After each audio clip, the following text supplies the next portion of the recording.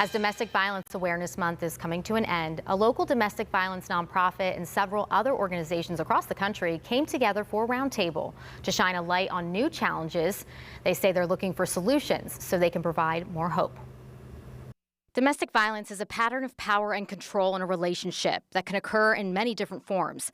President and CEO of the Women's Center and Shelter of Greater Pittsburgh, Nicole Molinaro, says domestic violence has become more complex. We're seeing more people who are experiencing domestic violence. We're seeing folks with more complex issues of safety specifically, and more complex intersecting issues, and also more frequent abuse. The center has been providing safety and standing up for survivors for 50 years. It joined forces with 4 of the nation's longest standing DV organizations to have an important conversation. They discussed trends and challenges. There are so many folks that we're seeing in community who are homeless as a result of domestic violence and really needing that longer term support, much longer than a 90-day shelter stay. Those hotline calls that used to take 10 minutes now take an hour.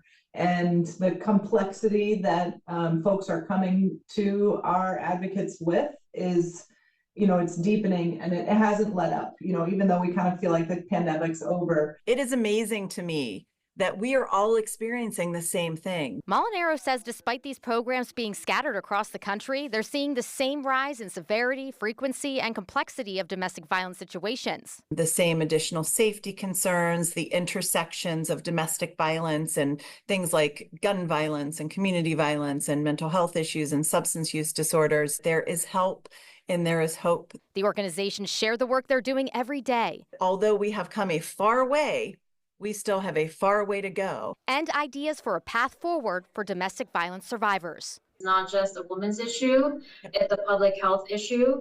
And so including men in the conversation, including young boys in the conversation about what a healthy relationship looks like. We have to include more of the community in these conversations and talk about what culturally specific communities actually need.